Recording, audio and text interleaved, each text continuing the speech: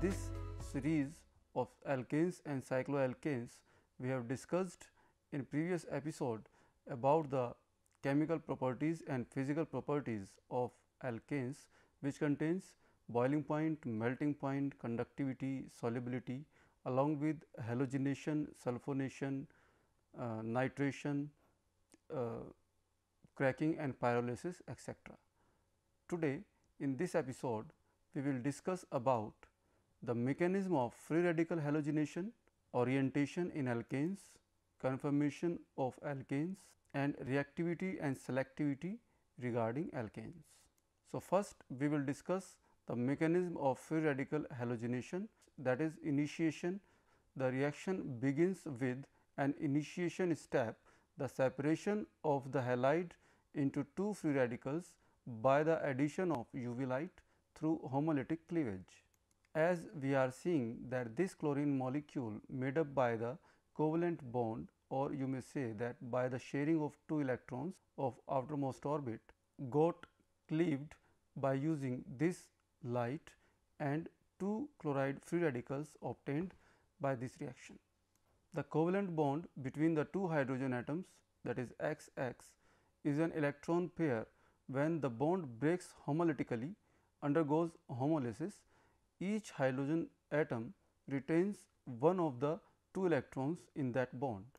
Now, we will discuss the propagation step, that is the second step. The initiation step is immediately followed by the propagation step.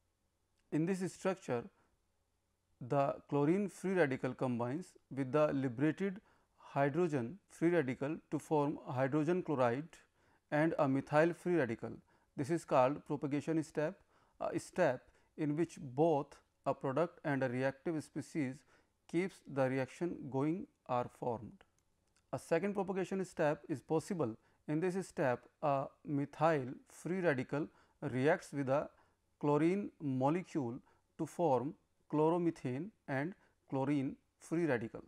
Now, we are going towards termination step, that is the step 3. A methyl free radical reacts with a chlorine free radical to form chloromethane, that is the product, ultimate product. So, in this structure we are seeing that this chloride free radical is reacting with this methyl group, and we are getting this chloromethane.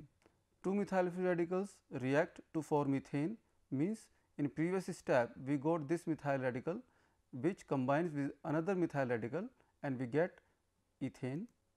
So, when a reaction occurs between free radicals, a product forms, but no new free radicals are formed.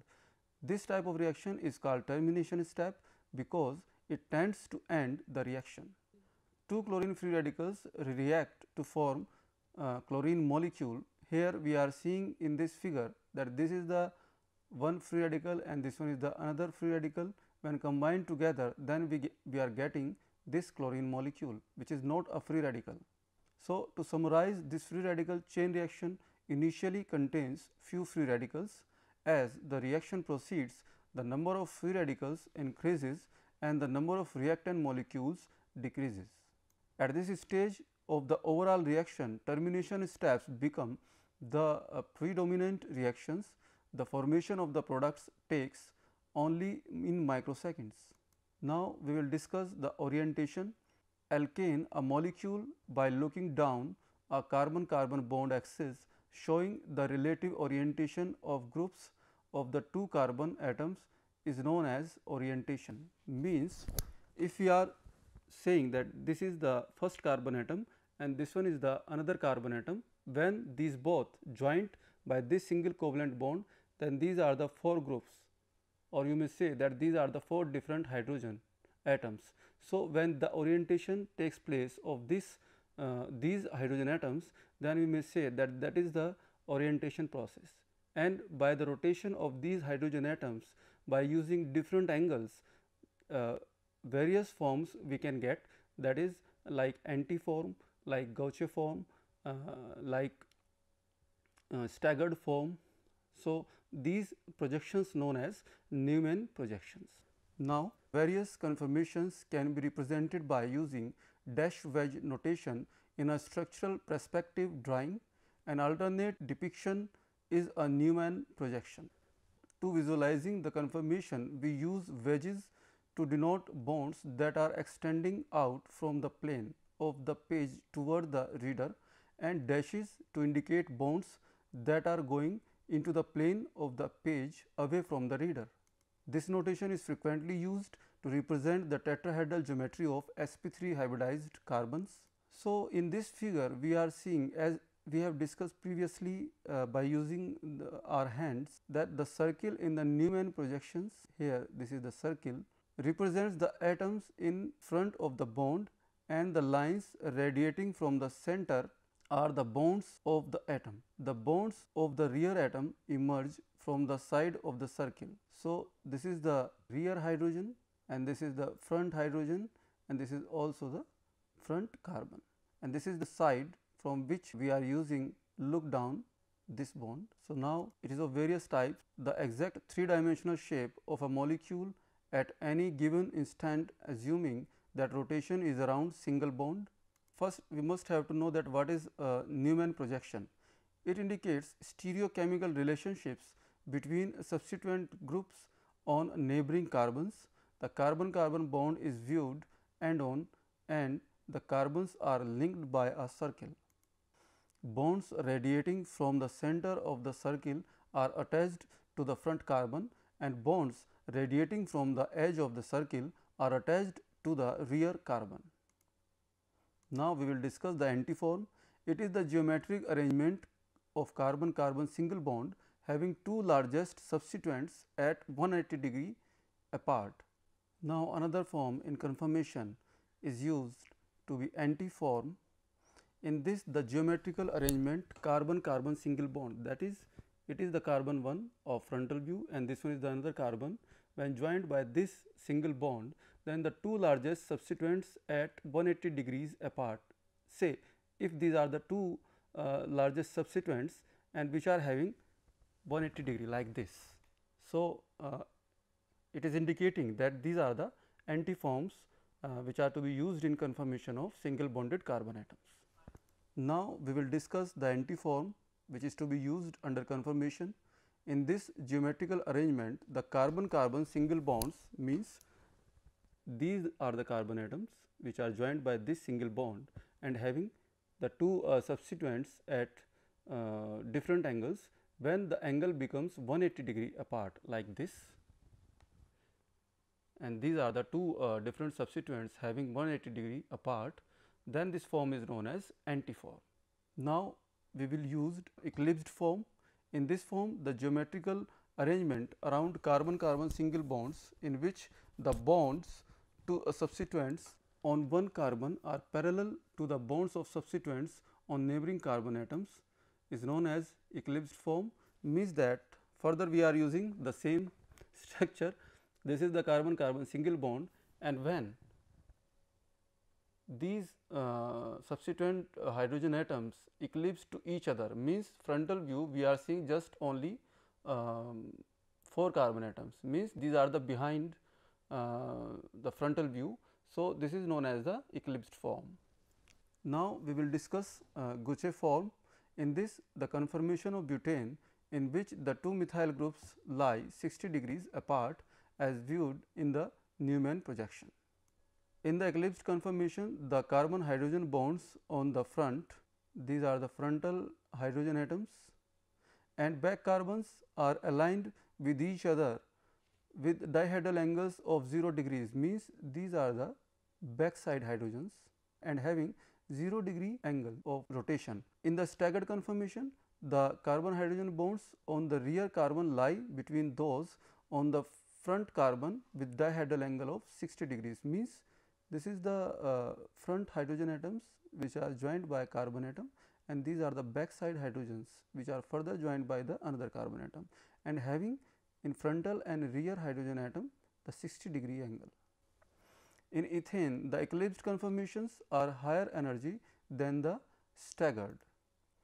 A space filling representation of this conformation shows that the methyl groups are physically touching, leading to the high energy.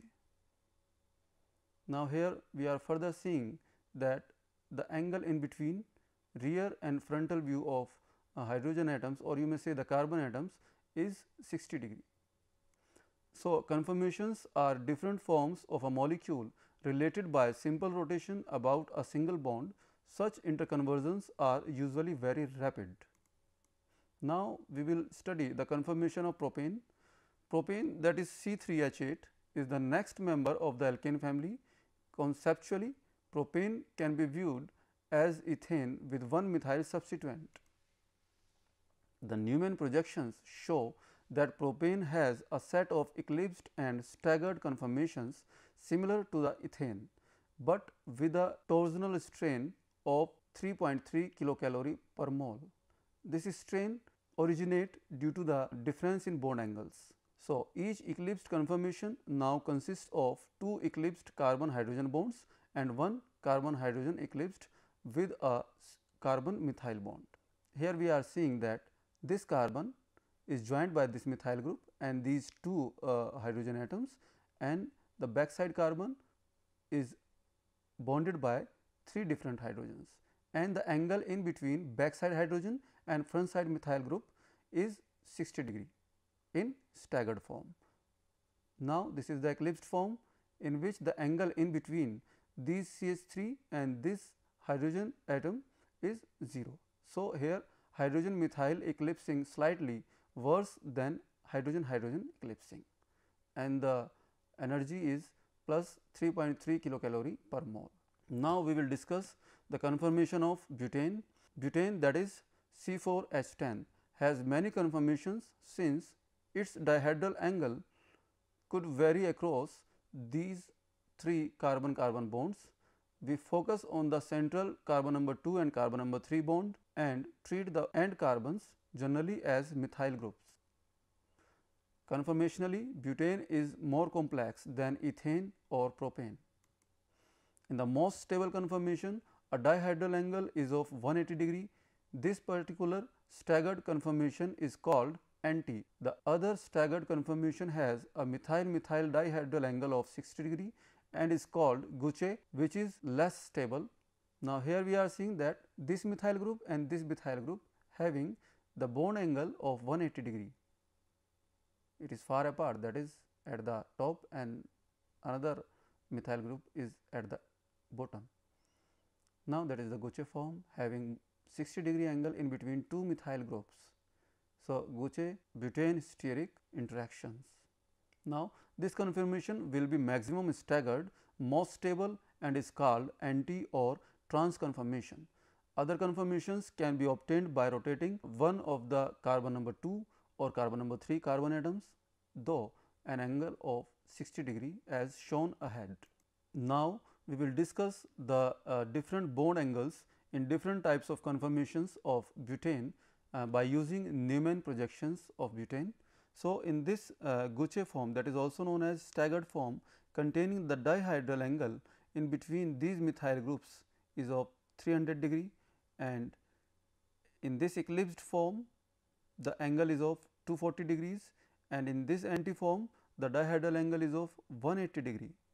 This is to be clear.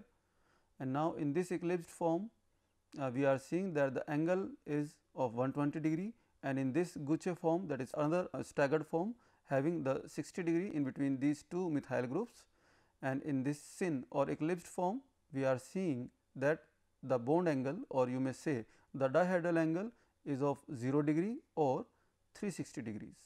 So, that is the nutshell about the dihedral bond angles in between the butane carbon atoms and hydrogen atoms.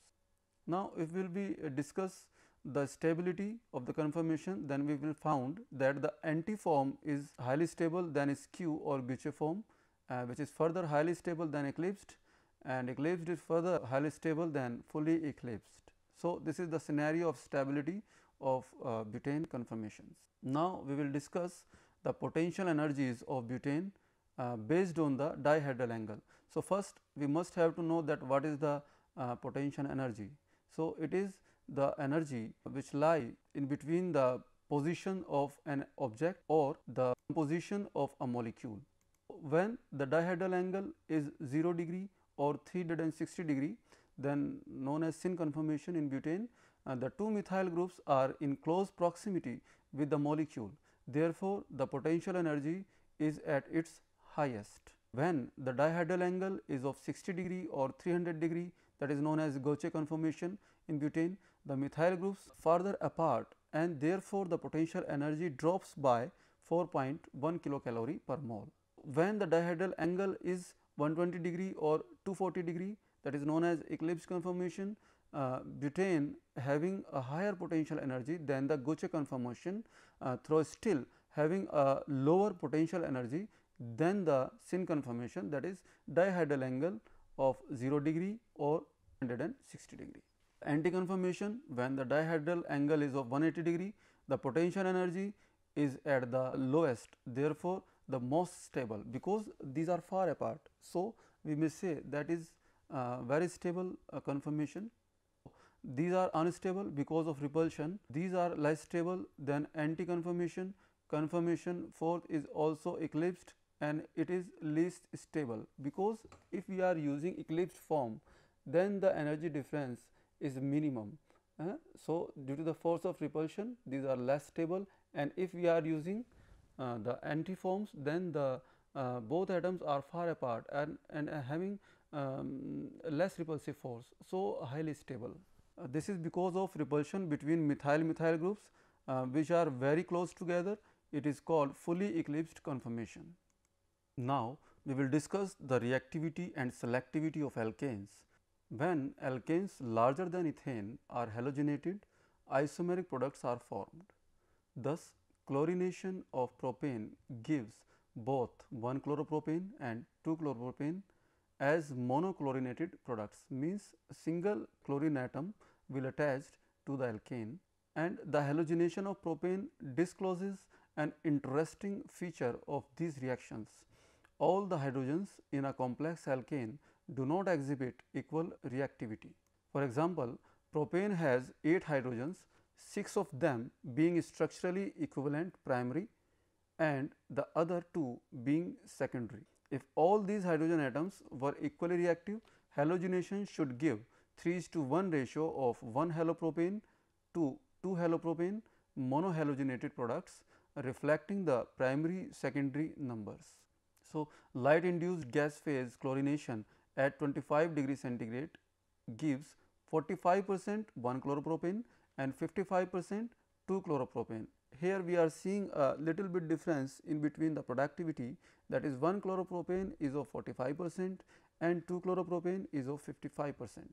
According to reactivity and selectivity principle, the greater the reactivity of a species, less will be the selectivity of a species. Here we are seeing that in this equation, this CH3, CH2, CH3 when react with this chlorine molecule, we are getting 45% 1-chloropropane and 55% 2-chloropropane. Here this chloride atom attached with this second number of carbon atom. So, here is a difference due to the reactivity and selectivity process. The results of bromination, that is light induced as 25 degrees Celsius, are even more surprising, with 2-bromopropane accounting for 97% of the mono-bromo product. Here in this reaction, we are seeing that this CH3, CH2, CH3 when react with this bromine molecule, only 3% of 1-bromopropane we get, and a huge amount, that is 97% of 2-bromopropane we are getting. So, it is also due to the reactivity and selectivity process of alkanes. These results suggest strongly that secondary hydrogens are inherently more reactive than primary hydrogens. Thus, light induced chlorination of 2-methylpropane gave predominantly 65% 2-chloro-2-methylpropane. The substitution product of the sole tertiary hydrogen despite the presence of 9 primary hydrogen in the molecule. Here we are seeing that this 2-methylpropane when reacting with this chlorine molecule, we are getting 65% of 2-chloro-2-methylpropane, and rest of the product is just only of 35%. Since the hydrogen and halogen product is common to all possible reactions, differences in reactivity can only be attributed to differences in carbon hydrogen bond dissociation energies required to break a bond homolytically for various kinds of carbon hydrogen bonds. These values are given in the following tables, as we are seeing that this is the bond dissociation energy in kilocalorie per mole, and in methyl, ethyl, isopropyl and tertiary butyl we are seeing that a downfall is going on, that is methyl having bond dissociation energy 103, ethyl having bond dissociation energy 98 kilocalorie per mole, isopropyl is of 95 kilocalorie per mole and tertiary butyl 93 kilocalorie per mole. That is the little bit idea about the bond dissociation energy which is to be used in alkanes. By this reasoning, we would expect benzylic and allylic sites to be exceptionally reactive in free radical halogenation. The methyl group of toluene is readily chlorinated or brominated in the presence of free radical initiators, usually peroxides, and ethyl benzene is similarly chlorinated at the benzylic location exclusively. So, if we see in the alkene this property of reactivity and selectivity, we get that carbon carbon double bonds add chlorine and bromine rapidly in liquid phase solutions. Free radical substitution reactions of alkenes by these halogens must be carried out in a gas phase or by other halogenating reagents. So, the covalent bond homolysis that define the bond dissociation energies listed above are described by the general equation. Here we are seeing that this alkane when get required energy, then it will converted into this free radical, that is hydrogen free radical and this R3C free radical. Since the hydrogen atom is common to all the cases cited here, we can attribute the differences in bond dissociation energies to difference in the stability of alkyl radicals as the carbon substitution changes.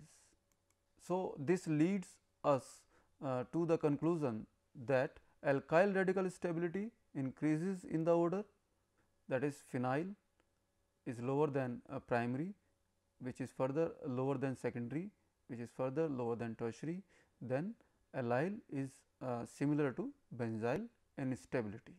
So, viewers, in this episode we have discussed about the mechanism of free radical halogenation, orientation in alkanes, conformation of alkanes and reactivity and selectivity regarding alkanes.